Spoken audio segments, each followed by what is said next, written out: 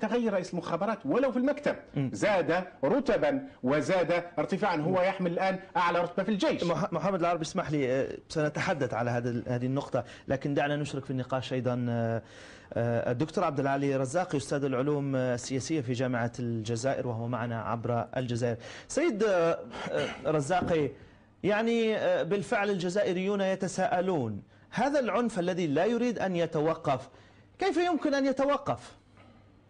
اولا نحن نسجل مرحلتين من العنف، مرحله اولى وهي مرحله الانقلاب على المسار الانتخابي الذي وقع في 11 جانفي 1991، والمرحلة الثانية وهي بعد ما نسميه بالاستفتاء حول المصالحة الوطنية. المصالحة الوطنية مع الأسف الشديد تعاملت مع السلطة كتعويض مادي للأضرار التي لحقت بالطرفين، بالشعب وبالمؤسسة العسكرية وبالكثير ممن تضرروا ممن يطلق عليهم كإرهابي. إذا المسألة هذه لم تكن هناك مصالحة، كان هناك تعويض. بالنسبة للمرحلة الثانية وهي مرحلة جديدة يبدو لي، هو انتماء دولي، مجموعات انفصلت عن المجموعات الأولى، وهذه المجموعات الآن ليست لها علاقة بالمصالحة، وجدت في الصراع الموجود على مستوى السلطة ما يسمح لها بأن تتحرك، بأن تستفيد من الوضع عمومي. الأعمال الأخيرة التي وقعت سجلت خلال أقل من 3 أسابيع 101 قتيلا إلى جانب أكثر من 100 جريح، وهذه استهدفت كلها مؤسسات عسكرية، بمعنى أنه عندما نأخذ المؤسسات التي استهدفت مؤسسات قطاع عسكري عملياتي، بمعنى أن هناك ناس معينين استهدفتهم وفعلا حققت إنجازات بالنسبة لها مهمة في جيجل وفي تيجدا، وكذلك كادت أن تحقق إنجاز كبير في البيرة لولا الارتباك الذي وقع في السيارة الأولى. وأنا ألفت نظر ما قلت حول المعلومة ما الصحيح، ليس قنبلة، هناك سيارتان مفخختان كانت تستهدف القطاع العسكري العملياتي، دكتور عبد العالي انفجرت امام حافله كانت تحمل عمال جزائريين يعملون في شركه كنديه. نعم سيد رزاقي، اسمح لي سيد رزاقي، اذا كنت تسمعني سيد رزاقي، عندما ناخذ عمليه الدرجه الاولى اذا كنت تسمعني، ليس اذا ما تفضلت به من عمليات وتفصيل، يعني يبدو أنه يأتي على عكس ما ذهب إليه وزير الداخلية الجزائري عندما قال بأن هذه العمليات تعكس بأن هذه الجماعات باتت في مأزق كبير.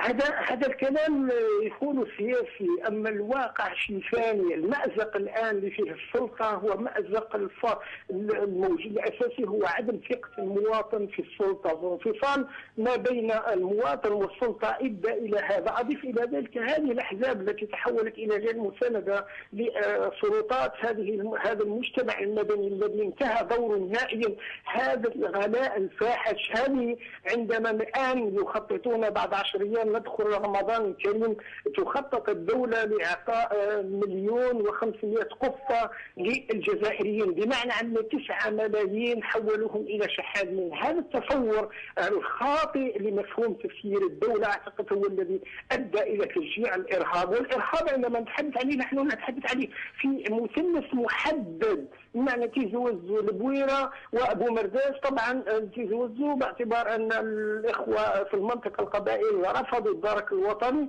فطبعا لأهداف أخرى لا داعي للحديث عنها هنا مباشرة. إذا هناك وجد الإرهاب نفسه في هذه المناطق، واستفاد طبعا من غياب السلطة عموما ومن الفوضى ومن غياب الدولة في حد ذاتها. عبد العالي رزاقي، أستاذ العلوم السياسية في جامعة الجزائر، كنت معنا من الجزائر. أعتذر عن المقاطعة لضيق الوقت، وشكرا جزيلا لك.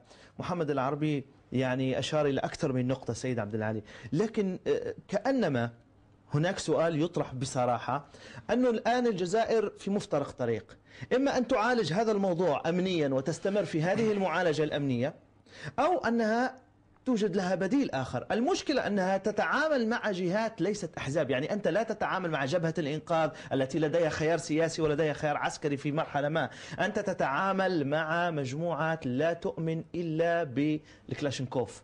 كيف يمكن أن تتعامل معها الدولة؟ أنتم تتحدثون عن حوار وتتحدثون عن حلول سياسية، كيف؟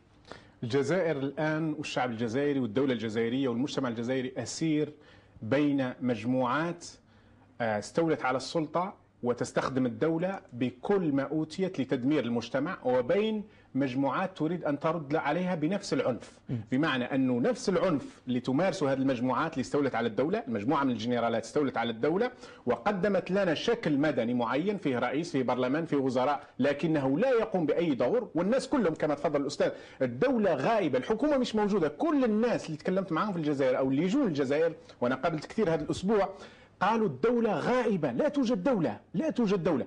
أمر خطير جدا عندما الناس يقولوا لا توجد دولة.